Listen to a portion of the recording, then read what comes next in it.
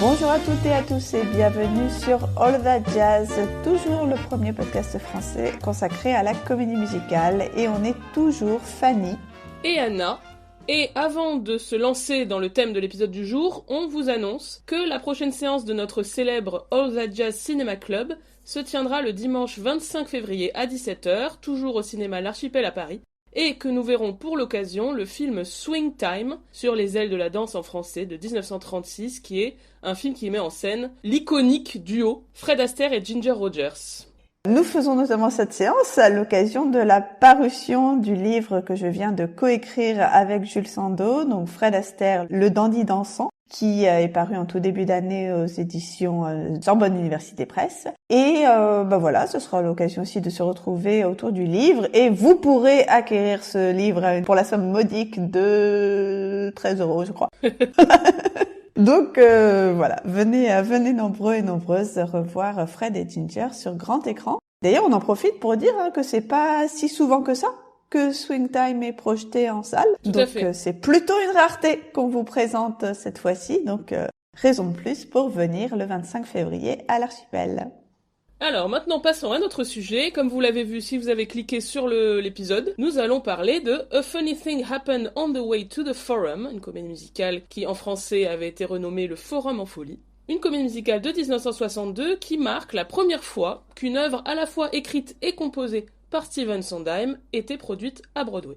Et si nous en parlons dans le podcast aujourd'hui, c'est notamment parce que cette œuvre plutôt méconnue de Sondheim a été jouée cet hiver au Lido 2 à Paris. Et nous vous parlerons notamment de la production du Lido que nous avons pu voir en décembre dernier. Alors, Forum, on va l'appeler comme ça pour pas redire le titre interminable à chaque fois.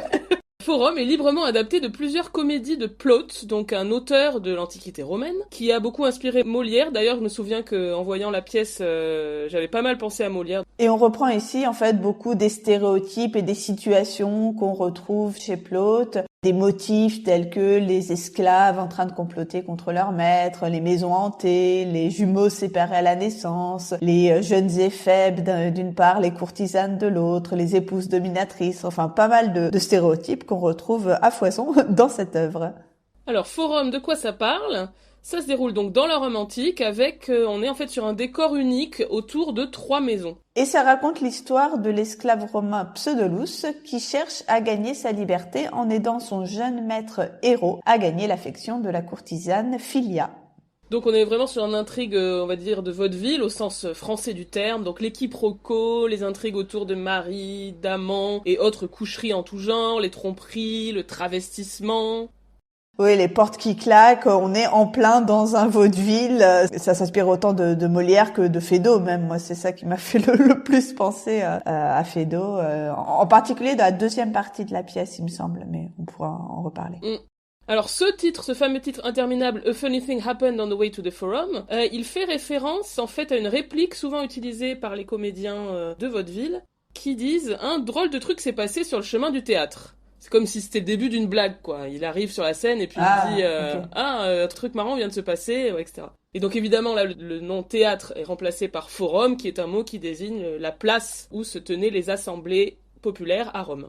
Alors, on va d'abord vous parler de la production originelle de Forum, donc à Broadway en 1962. Et on va vous présenter l'équipe créative de cette pièce qui est un mélange entre nouveaux arrivants et personnes plus expérimentées dans le milieu du théâtre de l'époque. Tout d'abord, à la musique et aux paroles, on a Stephen Sondheim qui est plutôt au début de sa carrière, bien évidemment. Donc c'est une œuvre qu'il compose après West Side Story et Gypsy, sur lesquelles il n'était que parolier. Donc ici, c'est la première fois qu'il fait à la fois musique et paroles pour une comédie musicale.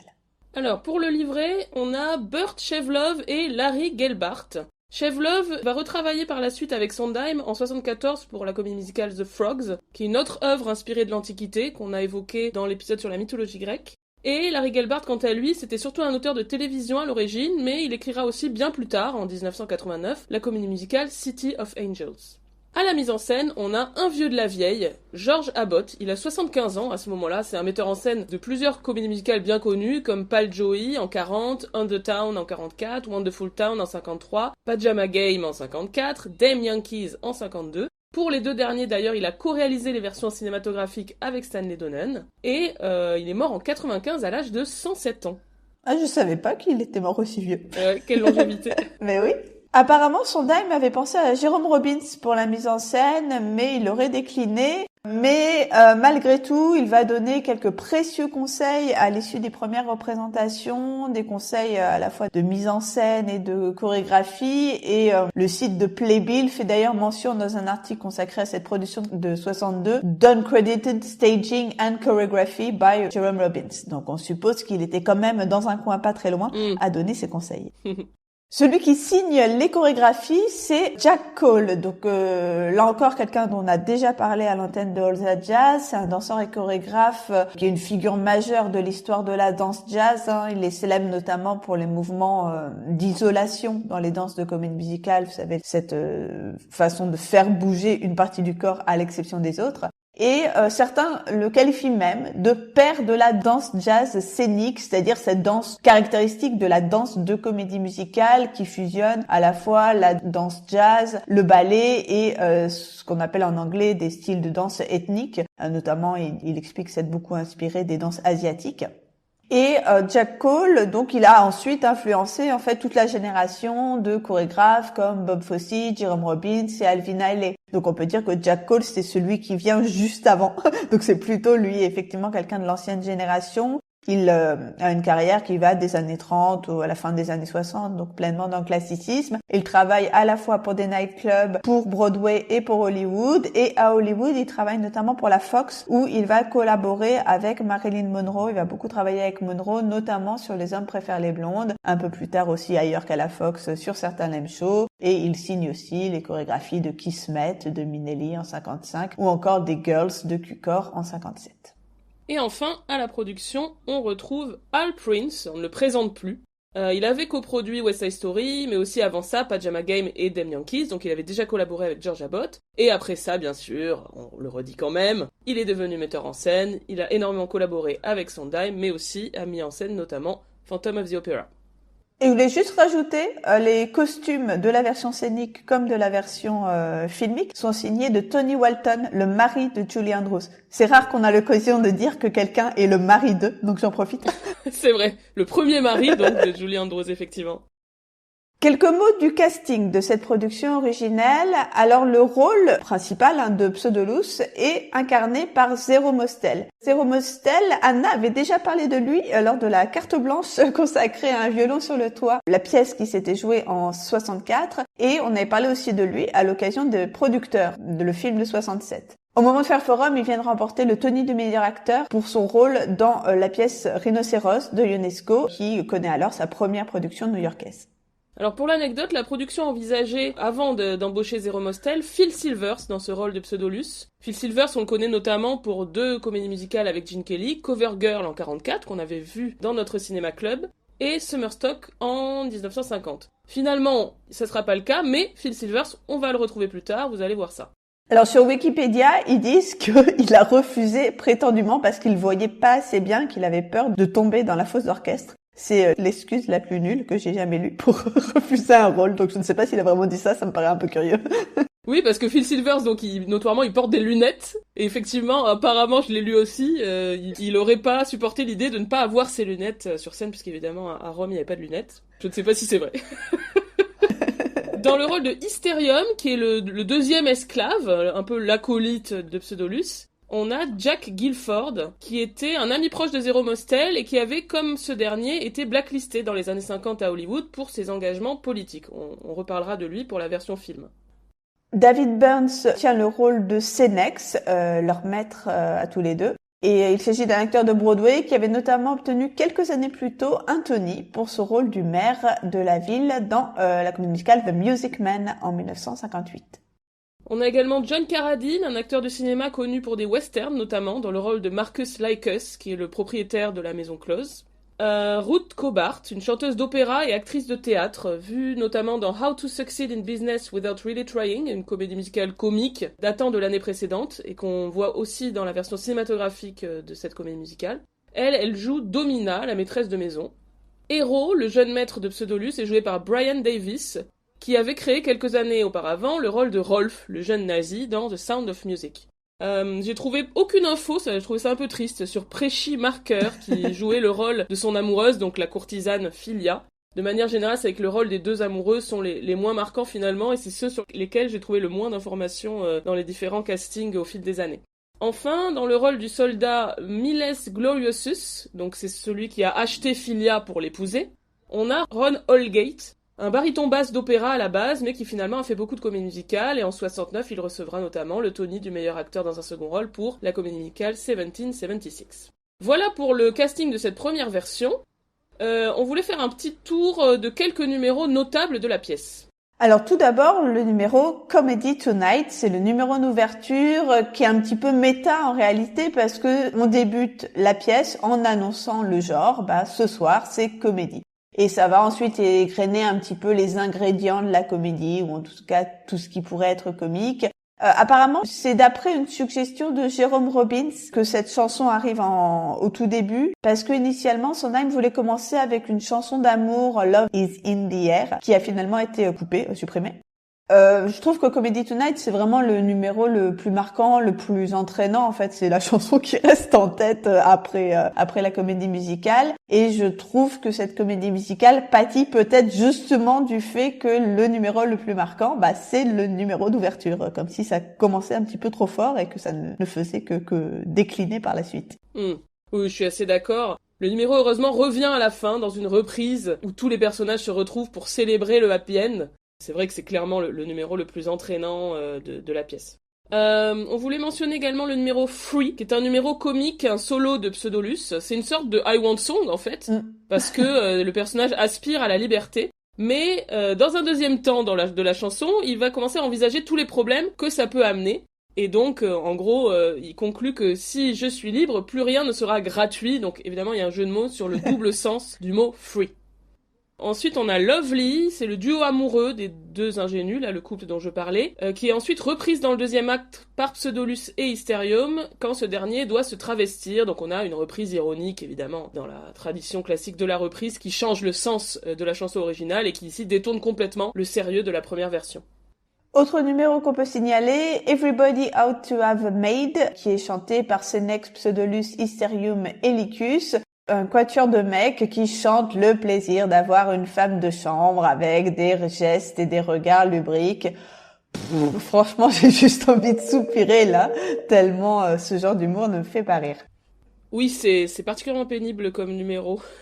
En plus, ça s'éternise un peu parce qu'ils chantent les quatre comptent vraiment parler de cette thématique. Du coup, c'est très long. Numéro plutôt sympa pour le coup, le numéro I'm Calm, chanté par l'esclave Hysterium. Donc c'est un numéro comique sous forme de l'antiphrase, puisqu'il dit qu'il est calme, mais en fait, il ne l'est pas du tout, et puis il l'est de moins en moins au fil de la chanson. Oui, et j'aime beaucoup aussi, à part Comedy Tonight, je pense que c'est mon numéro préféré de la pièce. Ça repose énormément évidemment sur le talent de l'acteur qui doit jouer un personnage qui pète les plombs, mais qui essaie de se calmer, mais qui n'y arrive pas. Enfin, c'est vraiment un jeu comique très très intéressant et très très efficace quand le comédien arrive à le transmettre au public. Et enfin, dernière chanson à mentionner, Bring Me My Bride, qui est la dernière chanson de l'acte 1. C'est la chanson d'introduction du personnage de Miles Gloriosus, donc le soldat qui vient épouser Filia. Et il se présente comme un héros de guerre ultra-violent, c'est évidemment exagéré et grotesque et assez drôle. Par exemple, il dit « I have no time to lose, there are towns to plunder, temples to burn, and women to abuse ». Donc il arrive, il dit « J'ai pas de temps à perdre, je dois aller piller des villages, brûler des temples et abuser des femmes ». Je trouve ça extrêmement drôle. Alors, cette première version de Forum, cette première production de Forum en 1962, eh bien, c'est un très gros succès, puisque le spectacle ouvre en mai 62 et ferme en août 64, après donc 964 représentations et 8 avant-premières. En réalité, c'est le plus grand succès à Broadway de la carrière de Sondheim. C'est assez ironique, en fait, que ce soit à la fois aujourd'hui un des plus oubliés et objectivement, sans doute pas un des meilleurs. Non, c'est sûr, mais c'est peut-être le plus populaire, on va dire, sur le type de comique employé. C'est moins, on va dire, dans la subtilité et dans le côté existentiel de ses œuvres suivantes, quoi. Donc, c'est effectivement un succès. Il reçoit aussi 6 Tony Awards sur 8 nominations.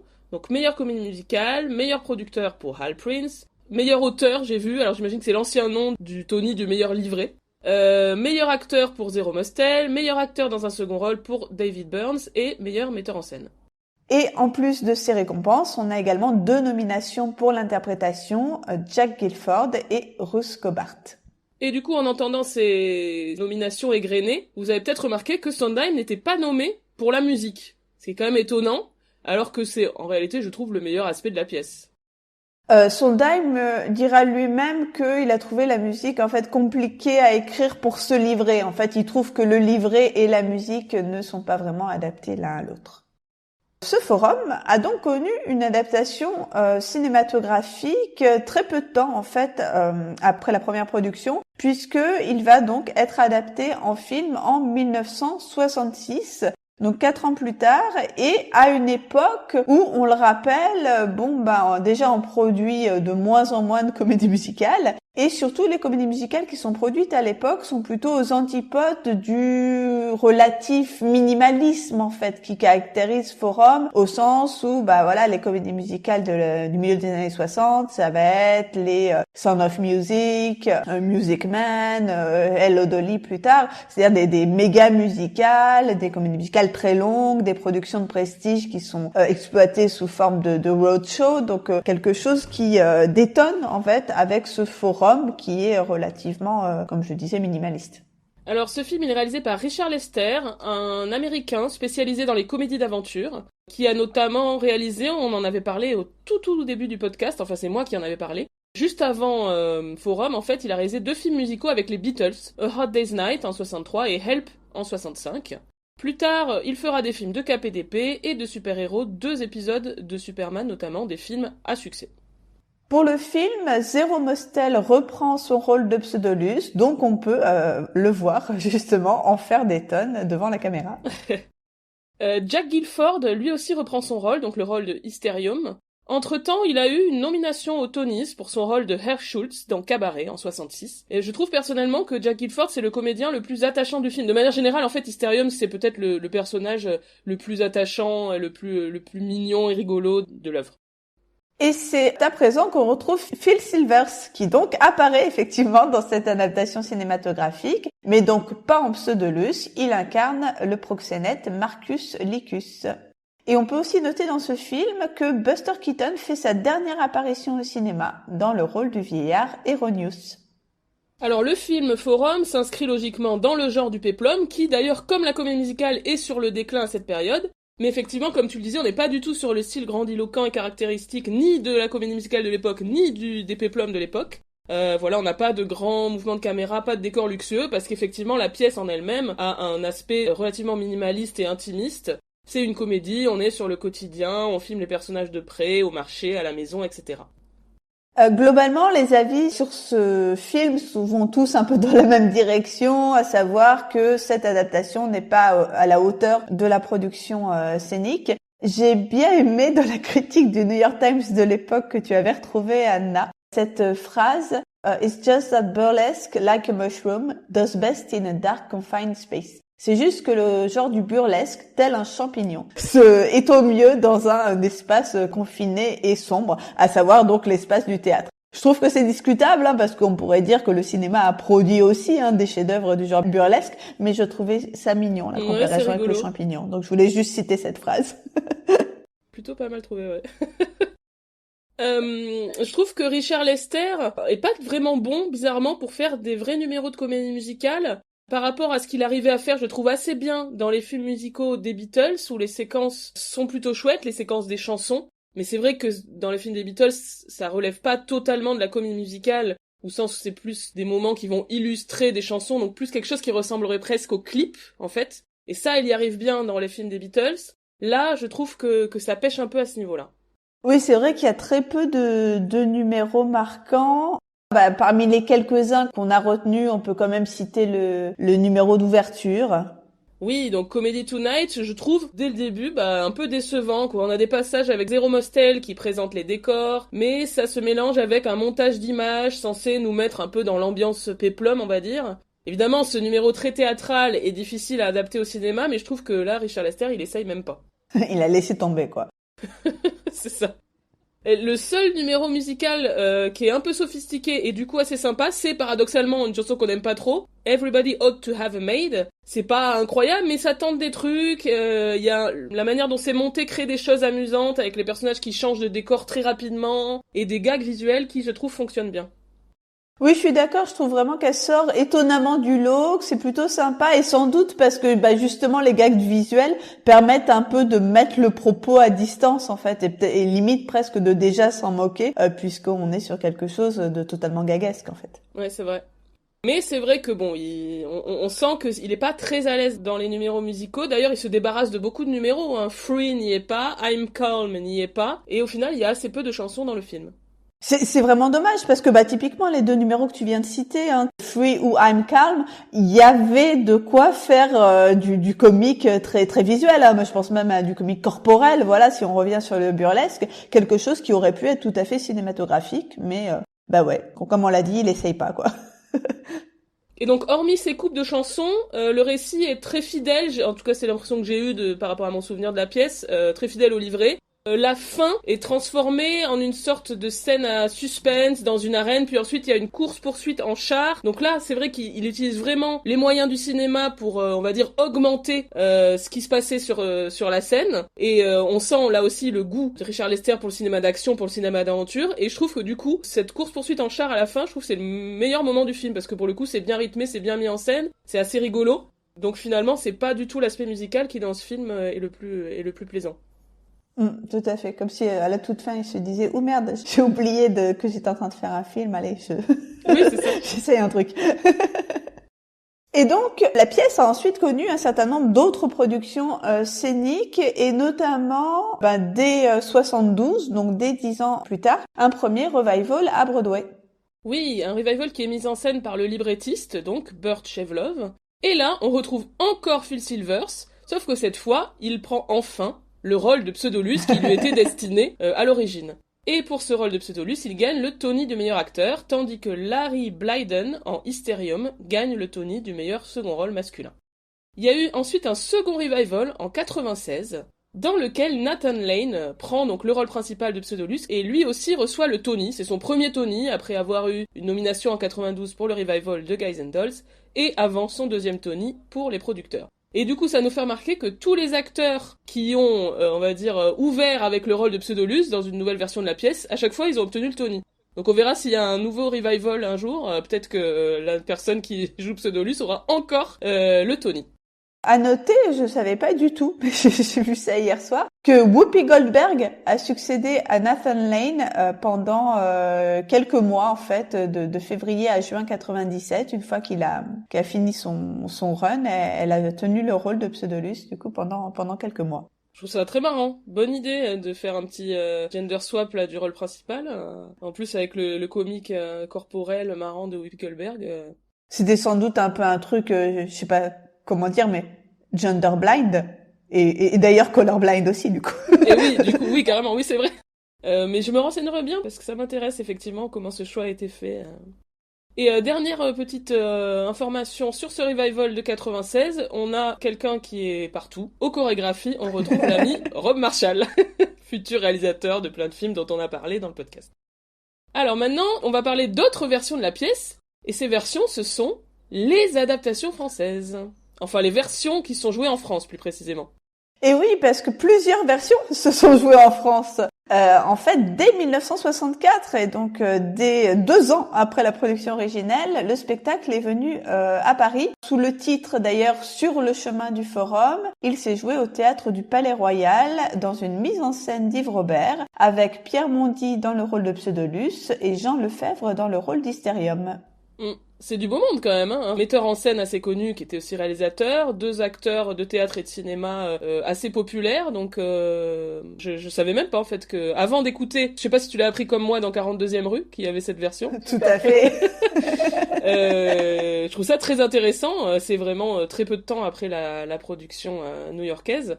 D'ailleurs, on peut entendre un extrait si ça vous intéresse, justement dans l'émission récente de 42e rue sur Forum, on vous mettra le lien sur notre site comme d'habitude.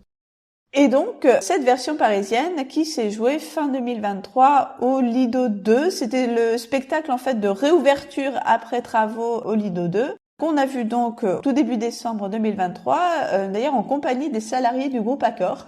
Donc c'était avec champagne et petit four, c'était assez cool. Donc à la mise en scène de cette production, Cal McLister, un metteur en scène irlandais, et à la direction musicale, Gareth Valentine, qui en fait avait déjà collaboré plusieurs fois sur des productions du Châtelet avec Jean-Luc Choplin. Notamment, il était chef d'orchestre sur Chantons sous la pluie et 42e rue. Le cast de cette production est quasi uniquement anglophone, comme dans le cas de Cabaret. Les interprètes sont tous très bien. Alors je peux pas tous les citer, mais ne serait-ce que Rufus Hound dans le rôle de Pseudolus, dont la performance est d'autant plus remarquable qu'il a remplacé au débeauté Richard Kind, qui était la tête d'affiche initialement prévue et qui a donc quitté la production 2 semaines avant la première. Donc on est vraiment dans le backstage de la comédie musicale où la vedette s'en va et quelqu'un la remplace avec brio au pied levé. Donc voilà, bravo à Rufus Hound qui s'en est très très bien tiré de ce rôle de Pseudolus. À signaler dans cette distribution, donc comme je le disais, essentiellement internationale, la présence de 2 Françaises qui s'en tirent tout à fait bien dans ces rôles de femmes pourtant pas très évidents et pas les plus remarquables de la pièce, soyons clairs aussi. Donc Naïma Naouri joue le rôle de la courtisane Philia et Valérie Gabel le rôle de Domina. Alors moi, personnellement, j'ai été bluffée par l'interprète de Hysterium, donc le fameux deuxième esclave qui chante I'm Calm.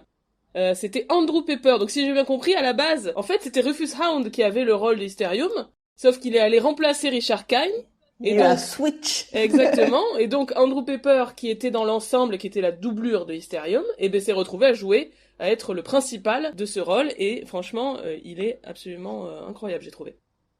Chose notable, il y avait quand même, sur cette scène du Lido, John Owen Jones, qui est un grand nom de la comédie musicale, qui a joué notamment Jean Valjean dans Les Misérables, qui a joué le fantôme dans Phantom of the Opera.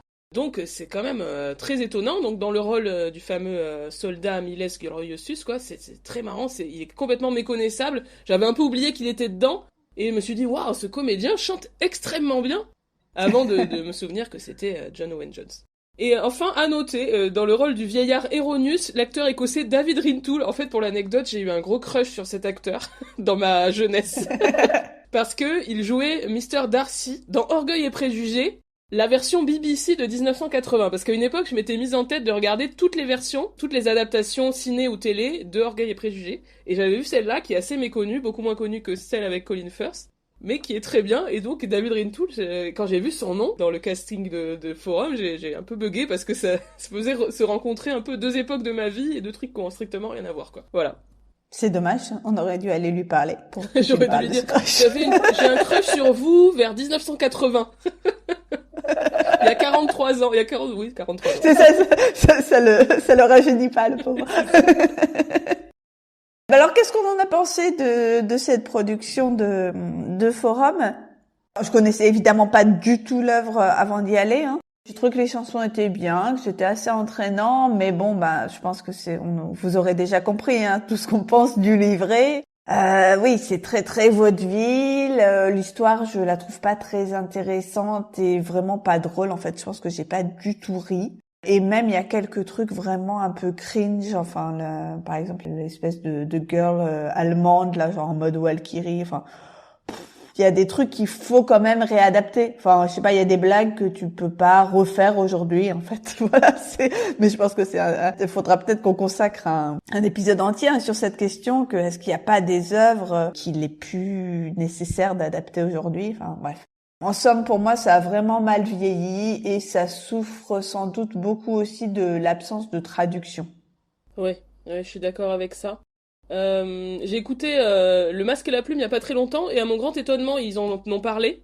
Et c'est marrant parce qu'il y avait vraiment 2 chroniqueurs qui disaient « Ah, c'est quand même drôle c'était vraiment rentré dans l'ambiance » et 2 qui étaient là « Mais qu'est-ce que c'est que ce truc complètement ringard ça a vieilli ?» Donc c'est vraiment, oui, les 2 aspects sont vrais en un sens, mais c'est vrai que comme toi, j'ai trouvé quand même que c'était vieillot. L'ambiance romantique est indéniablement une originalité, donc j'étais contente d'avoir une atmosphère qu'on n'a pas l'habitude de voir dans des comédies musicales. Le spectacle est pas déplaisant, mais c'est vrai que ça a vieilli, quoi, comme tu disais. Les chansons de Sondheim sont chouettes, bien que, comme tu le disais tout à l'heure, rien ne bat le numéro d'ouverture, qui est incroyable, Comedy Tonight, parfaite introduction. La mise en scène était intéressante, étonnamment sobre dans l'acte 1, avant d'exploser complètement dans l'acte 2, avec les tours qui sont mises à tourner. Et il y a eu une utilisation relativement courte, mais assez marquante, de l'îlot central avec une fontaine, très très cool. Oui, c'était visuellement très beau, on va dire depuis le début. Bon voilà, les costumes, la scénographie, c'était très impressionnant.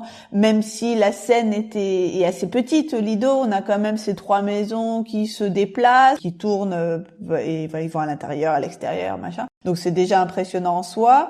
Mais effectivement, il y a ce truc un peu délirant au début d'acte 2, un moment vraiment folies en fait, où on a ce bassin. Enfin vraiment, personnellement, je crois que jamais vu en réalité. On entend souvent parler qu'il y avait à l'époque des bassins sur scène, mais j'avais jamais eu l'occasion de voir ça. Je me suis demandé si j'étais toujours comme ça ou si c'était parce que on était au Lido. D'un coup, je me suis dit ah bah oui, finalement on voit aussi le lien mine de rien avec la tradition du Lido. Je m'étais aussi dit ça un petit peu au moment des Girls où voilà, je me dis est-ce qu'il a pris ça, il a pris ce spectacle parce que ça renoue aussi un peu avec ce que les gens attendent du Lido. Enfin je sais pas. En tout cas, je serais curieuse de savoir s'il y a toujours cette débauche spectaculaire qui faut le dire arrive un peu de nulle part en fait, même dans le spectacle. Ça fait vraiment spectacle gratuit. Bon, c'est à la fois ce qui est marrant et jouissif mais c'est surprenant, mais c'est d'autant plus agréable que c'est surprenant. Et ce qui est rigolo, c'est que je disais à l'entracte que pour l'instant, c'était assez minimaliste. Et bim, voilà, telle ne fut pas ma surprise. Oui, j'ai eu le même sentiment que toi. Moi, j'avoue que je l'ai complètement interprété comme un truc spécifique au Lido, ce truc de la fontaine. Ouais. Enfin, j'en sais rien, mais j'ai pas l'impression, faudrait se renseigner. Écoute, si je dis une bêtise, je coupe ce que je suis en train de dire, mais j'ai l'impression quand même que c'est un truc où ils se sont dit on est au Lido, on y va. Et sur la scène dont tu parlais aussi de la revue des Girls, j'ai trouvé qu'elle était plutôt, je sais pas comment dire, bien gérée dans cette pièce. Donc c'est la présentation des différentes prostituées en fait. C'est un petit peu en fait c'est de très mauvais goût parce que dans l'histoire c'est le proxénète qui présente comme des articles de magasin les différentes femmes. Et dans la pièce je trouvais qu'elle était chouette par rapport par exemple dans le film où c'est horrible. Parce que en plus elles sont filmées, enfin vraiment de manière hyper objectifiante, etc. Dans la pièce, j'avais trouvé plaisant parce que c'était l'occasion pour chaque danseuse de montrer un petit bout de son talent. Et notamment, il y avait une contorsionniste qui avait été très applaudie par le public parce qu'effectivement, c'était très très impressionnant. Mais oui, c'était dingue. À chaque fois que je vois, c'est pas comme si j'en voyais souvent, mais bon, bref, à chaque fois que je me dis, mais ça doit être mauvais pour la santé, c'est pas possible, comment elle fait ça? Ah oui. Mais oui, là, clairement, elle a volé le show, quoi, c'était incroyable. Oui, c'est vrai que c'est très impressionnant, et en même temps, un petit peu, tu fais, je sais pas comment dire, il y a un côté, quand elle a la tête entre les jambes, enfin bref, vous voyez ce que c'est, mais ouais, ça fait vraiment son effet, quoi. Donc voilà, il y a des petites choses drôles dans la pièce, comme le personnage du vieux qui passe l'intrigue à courir dans toute la ville et de temps en temps il repasse, il fait je suis à mon 3e tour parce que je sais plus combien il doit en faire et je me souviens plus pour quelle raison. Mais voilà, bon, il y a des trucs plutôt marrants. Il y avait aussi des interactions avec la salle, avec des petites interjections en français et un petit peu d'improvisation. Mais au final, comme tu le disais tout à l'heure, je pense qu'il aurait été carrément mieux de jouer le spectacle en français pour que tout ça soit plus naturel, plus fluide. Mais on sait que c'est pas le délire de Jean-Luc Choplin, lui il est pour jouer les pièces en version originale. Mais là, je trouvais que pour cette pièce-là, pour vraiment que le comique passe et que le côté interaction avec le public passe, je pense qu'il aurait fallu adapter, d'autant qu'une VF existait déjà, comme on l'a dit. Bah ouais. Voilà, il y a des questions aussi à se poser à ce niveau-là. On est, comme on a dit la dernière fois, on est de plus en plus pro adaptation française avec Fanny. Mais oui. En plus, je me dis, là, quand tu programmes un spectacle comme ça en France, c'est parce que tu te dis, il y a forcément aussi une résonance avec la culture française. Bah voilà, encore une fois, une culture que j'aime pas trop sur ce point-là. Enfin, voilà, cette culture, cette mode du vaudeville. Enfin, si tu programmes ça, tu te dis quand même que ça peut parler aux Français pour des raisons culturelles. Donc c'est bizarre de pas aller jusqu'au bout et de pas traduire. Ou alors, est-ce que avec ça, ils ne ciblent que la clientèle internationale qui irait au Lido, je sais pas. Mais Jean-Luc, quel est ton positionnement? On aurait dû lui parler. On n'a pas osé. On était assis juste derrière vous, Monsieur Choplin. On vous l'a pas dit, mais on était assis juste derrière. Et comme on est timide, on n'a pas osé se présenter. Là, c'est vraiment les bonnes résolutions de All That Jazz, être moins timide et s'imposer comme le premier podcast galactique pour la comédie musicale. Oui, c'est plus français, c'est juste galactique. Et on vous prend à témoin, vous nous engueulez si on voilà. si on n'y arrive pas. Si on n'est pas... ça serait quoi le symbole de notre gloire? Si on n'est pas invité aux Tony Awards d'ici le mois de juin, c'est que on a raté notre coup. Donc, rendez-vous en juin. Bon, on sait déjà qu'a priori, on sera au trophée de la comédie musicale. Ça, c'est bon. C'est déjà ça.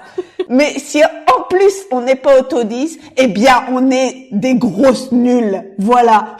On se met pas du tout la pression. Bon, eh bien, on arrive à la fin de tout ce qu'on avait à dire sur... Je vais redire le titre en entier une fois, pour vous faire plaisir. A funny thing happened on the way to the forum. Bravo. Eh bien, pour l'immédiat, on vous dit rendez-vous pour celles et ceux qui seront sur Paris. Rendez-vous le 25 février pour redécouvrir sur grand écran ce classique de Rodgers et Astor, Swing Time, donc film de George Stevens de 1936. Et pour tous les autres, à très très vite pour un nouvel épisode de All That Jazz. Mais laisse-moi faire mon petit point réseaux sociaux. Ah oui, zut. Parce qu'à chaque fois, j'oublie. Donc, mon petit point réseaux sociaux, c'est de venir nous parler, nous faire des commentaires, parce que ça nous fait énormément plaisir d'échanger avec vous, sur notre compte Instagram, notre compte Twitter, je ne dis pas X, je ne dirai jamais X, et sur notre page Facebook également. Et de ne pas oublier, si ça vous fait plaisir, d'aller nous mettre des petites étoiles, de préférence 5, notamment sur Apple Podcasts, pour améliorer notre référencement, et qu'il y ait de plus en plus de fans de comédie musicale qui nous écoutent. Mais oui, parce que autrement, comment est-ce qu'on va devenir le premier podcast intergalactique sur la comédie musicale, hein? C'est votre rôle à jouer, c'est de faire ça. Bon, mais sur ce, merci beaucoup à tout le monde de nous avoir écoutés et à très bientôt pour un nouvel épisode de All That Jazz. À bientôt.